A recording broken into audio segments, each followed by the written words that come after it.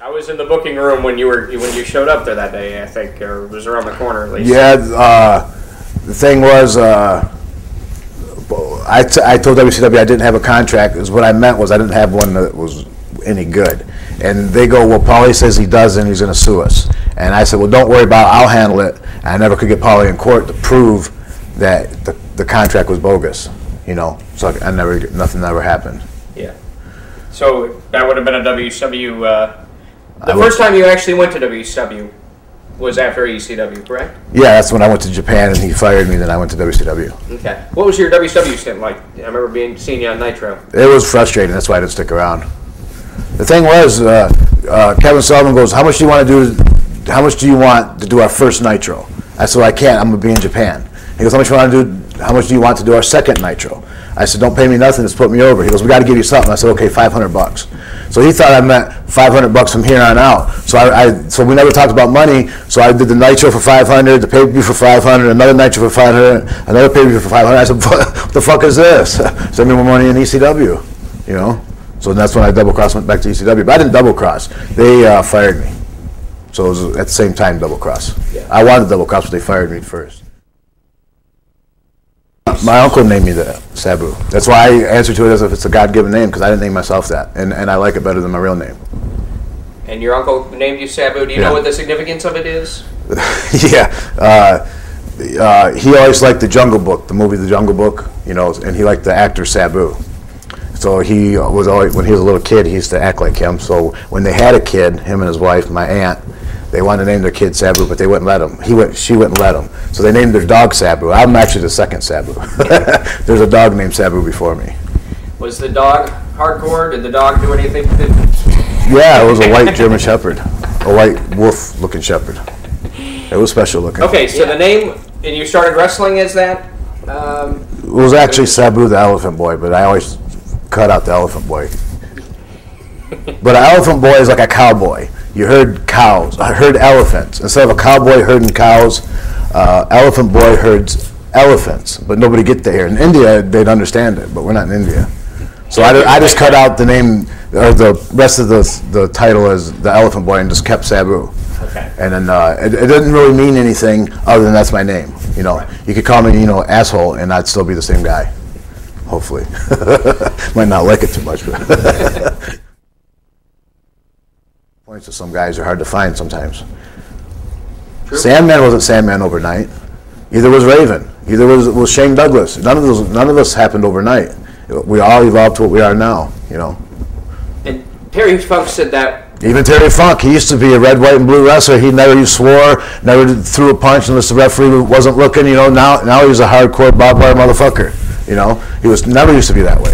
I'm not saying wrong or right. I'm saying we all evolved to what we are now. Nobody had the plan of saying I'm going to be hardcore someday, or I'm going to be hardcore tomorrow. This happens. Do you think? And Terry said it was you guys all became true extensions of your own character. You think right. That's another thing. Yeah, because deep down he really is like that. You know, and deep down I am like this right now, yes. But the thing with what makes I like being Sabu is I don't have to act. You know, that's what makes it more special. You know, it's not an act. Same with Taz. When Taz was acting like a Fred Flintstone guy, he looked like he was acting. But when he became Taz the asshole, that was him. That's what made him. He was speaking from the heart. Sandman too. When he was hiding, he was drinking. He wasn't him. Once he busted out that beer, that's him. That really is him. He lives the gimmick.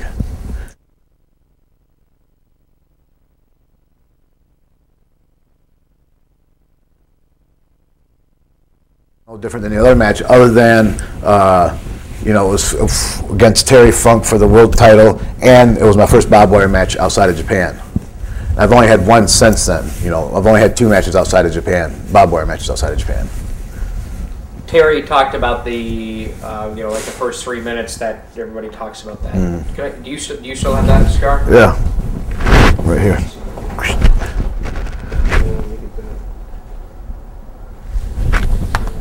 Need a bigger lens? Yeah, no, it's good, man. It's... Fuck my bicep up. Oops. Can you see it? Yep, got it.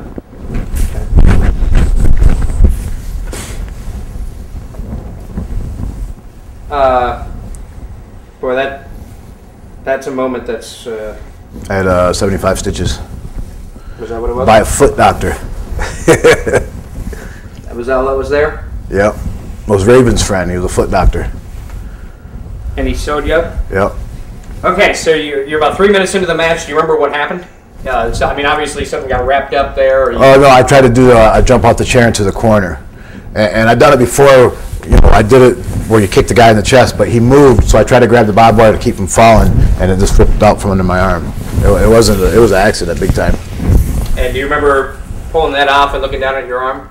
Yeah. What went through your No, it didn't stick to my arm. It sliced straight through my arm real quick. It wasn't like it was stuck. It sliced straight through it. Do you remember what was your first reaction when you looked down at your arm? See, it wasn't no blood. All I could see was the inside because it hit my vein. So it was so deep there was no blood. The blood was only coming out of my vein, so it was squirting out. So I was a little bit freaked out. Then I go, oh fuck, what am I going to do? And then I looked at Fonzie, and Fonzie goes, what are you going to do? And I said, give me some tape. He goes, I don't have any. I said, please, Fonzie, work with me. I know he doesn't have no tape, but find some. Yeah, he would be just sports duct tape in his back pocket.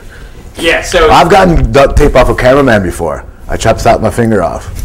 I said, I need some tape. And when Fonzie went to go get it, he threw me a roll of duct tape. So that image, you with the tape in your mouth doing that, was you in pain? Were you in shock? Shock. I was doing it to stop the circulation so I wouldn't bleed anymore. And like when I'm taping myself up, he was beating me up. Then I finally got it to stop, and it didn't bother me. The arm was just up. Was there ever any doubt in your mind that you should just stop the match? No. I knew it wasn't like a missing limb or something. It wasn't that bad. You knew it wasn't a missing limb. Right. It was still attached. All my bones and tendons were attached.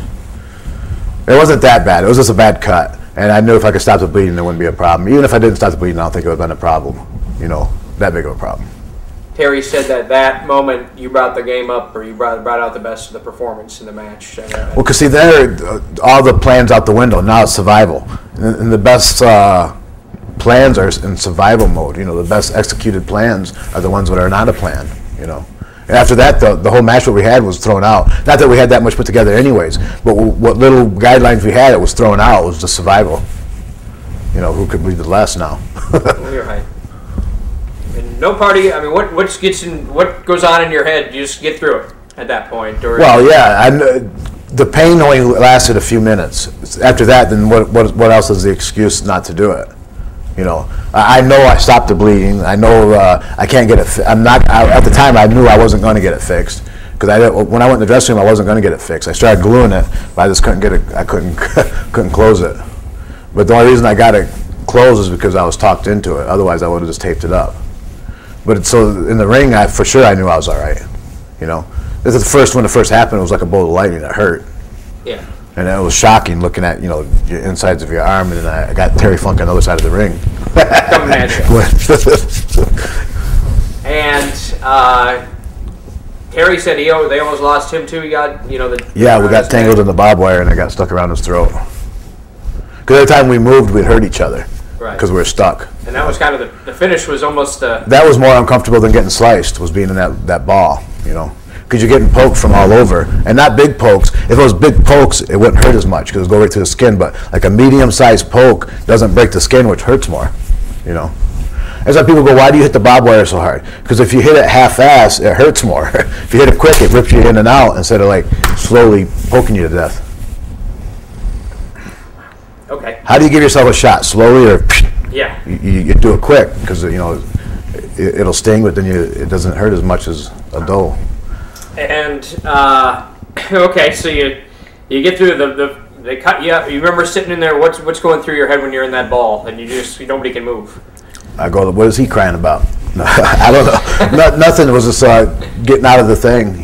Get me the fuck out. Get back in the dressing room. Yeah. Because I knew my arm was hurt. Wow. I didn't want to lay there anymore longer than I had to. How many of those kind of matches do you have in your career? A bunch. That wasn't the only bad one I've had. I've had a lot of them in Japan.